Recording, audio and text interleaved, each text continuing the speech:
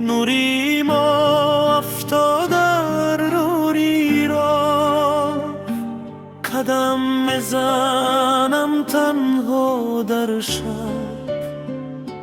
یادی تو مرا میکند نگاه.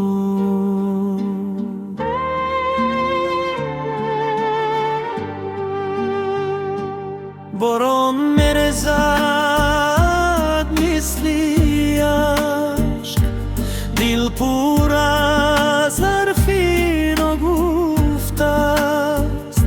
نامی تو را میگویم آرام، گویا که تو در نزدی من است.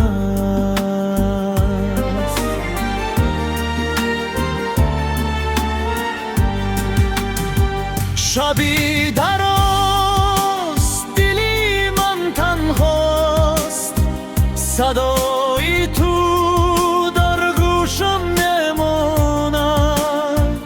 کوزای تو ای آرزوی من، قلبم تو را همیشه میخواند.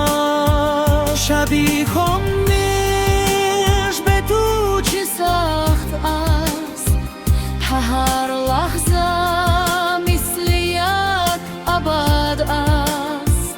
برگرد یک بار ای عشقی من، به تو جهان برایم خزان است.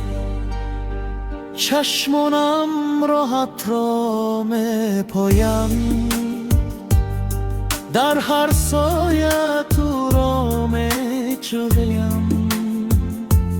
گر برنگردی تو به نزدی من،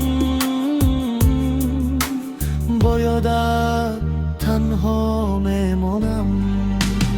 شبی دراست دلی من تنهاست، صدای تو در دلشم میماند.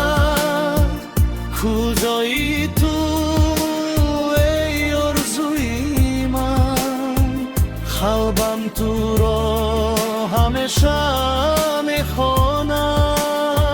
شبی خامنش به تو چه سخت است، هر لحظه مثل یک ابد است. برگرد یک بار ای عشقی من، به تو جهان برایم خزان